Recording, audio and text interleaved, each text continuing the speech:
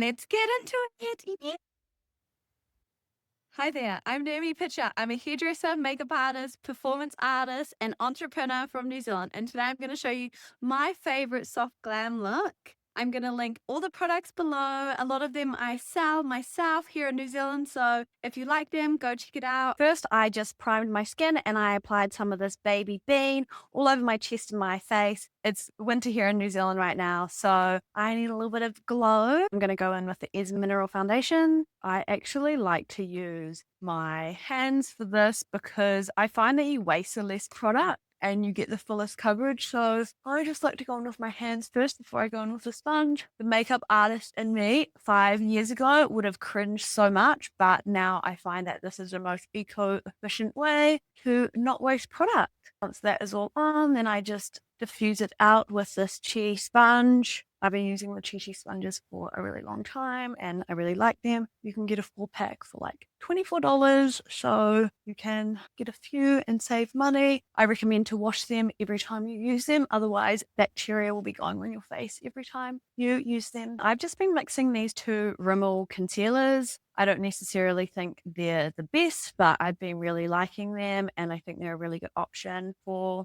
affordable concealer. I like to go in with the light one underneath my eyes, a little bit here, a little bit around here, and then I like to go in with the fuller coverage one around here and just brighten up a little bit, and then I can put a bit on the nose, then just blending it all in. I like to use a bouncing motion all over the nose, and then I just like to jab whatever's left over on this over my eye because I don't want to put too much around that area because it can look a little bit cakey. And then I'm going to use a little bit of this Visol, I think it's pronounced. It's actually a mineral sunscreen. I bought it so I could go swimming in the ocean and rivers and make sure that I wasn't hurting any of the coral reefs. And then I'm going to go in with the Fenty contour stick. I love this one. It's in amber and I just like to add a little bit to underneath my cheekbones. I like quite a sharp jawline, so I tend to go right down a little bit underneath the nose, on top of the nose, and then I actually like to pull it up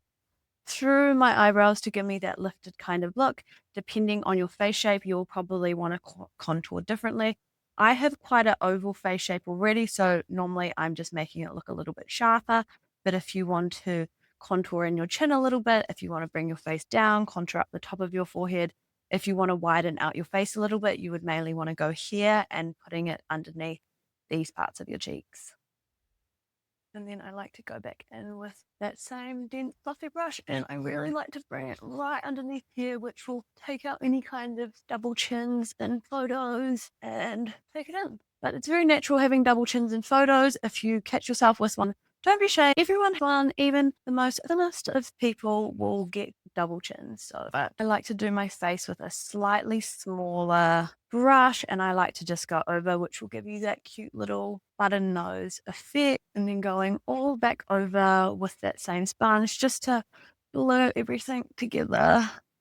And then I'm just going to use this little Essence cream bronzer. I'm just going to wipe this right on, right where I put my bronzer as well. And I like to dab a little bit on my nose and just a little bit over here as well. I'm going to use this little Pomade translucent powder underneath my eyes with just this little flat spray while I work on my eyes. I'm also going to set my eyes with that translucent powder as well, just so the eyeshadows have a really nice base to stick to. It'll make the eyeshadow diffuse out so much easier. And I'm going to use this little Poni eyeshadow, and I'm just going to take this darker brown shade here and I'm going to start using it in the outer corner of my eye. Depending on your eye shape and where your eyes sit on your face, it will depend on your placement. For me, I like to put it in my outer corner to lift up the wings and give me a more of a lifted look and avoid having anything in the inner of my eyes because my eyes are close enough together. But if you would like to make your eyes look closer together, you can bring the shadow all the way in, or you can kind of bring it all the way out more if you want to elongate your eye. I don't do a lot of crazy eyeshadow anymore. Normally I just do some nice graphic eyeliner with different neon colors when I'm doing shows, and that will really show up on stage. This is the shape I like to start with my eyes, and then I'll diffuse it out with a fluffy brush, just with this lighter color here. And I'm just going to go above that color, and I always like to flick it out. It's kind of a drag queen trick, this one,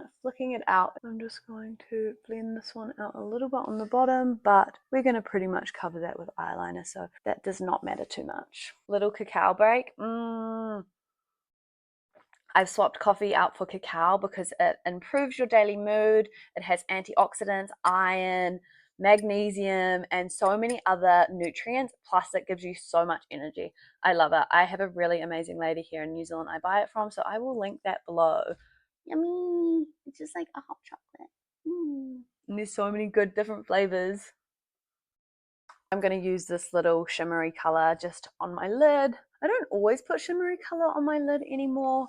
Shimmers do make your skin look more aged, so I find as I get closer to my 30s, I tend to stay away from shimmers a little bit more and stick to more matte colors. I'm going to go in with the Pegasus eyeliner from Poni. This is my favorite eyeliner. It lasts for so long and it looks so nice and black, and it goes on really well. The point of the tip is really pointed out, so if you're not that good with eyeliner, you could just use it as a stamp, which I really like, and that's how I teach my clients if I'm ever teaching them how to use eyeliner for the first time. For me, I like to go straight up, and then I like to connect it down, and then I actually add a little swoop underneath, which will give me the most lifted eye look. But depending on your eye shape, that will depend on what type of eyeliner look you do. And then I like to scoop downwards here and connect the top one to the bottom, and then that gives me the shape I really like for my eyes. I had to make the side a little bit bigger because this one became a little bit bigger, but it always pays to start smaller on the first side you do, because you can always make it bigger instead of having to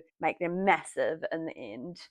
Now I'm just going to go in with the Poni highlighter and highlight my inner corner. I always like to do quite a lot, so it really brightens up my inner eyes and makes me look. I'm going to go in with the White Knight by Poni, my absolute holy grail of mascaras. I've been using this mascara for the last 9 years now, and I would not swap for the world. It's a tubing mascara. It's got a volume side and a length side, so you can remove some of the product and extend the ends of your lashes while still getting the most product on the root of your lashes. And it doesn't liquefy, so when you take it off, you never get panda eyes, which also means it's semi-waterproof. So if you cry at all, it's really nice that you can shed a tear and it's not going to run down your face ever. I also love supporting more local and natural brands. I just find that when you support smaller companies too, it means so much more to them than just filling the pockets of billionaires. So, you know, put your money where your mouth is and buy the vegan products, buy things that are close to you. This is an Australian company, which is just over the ditch from New Zealand. So I think that's a really nice company to support. And I love all of their ethics behind it, and their ingredients are really good. So I will continue to keep stocking and supporting this brand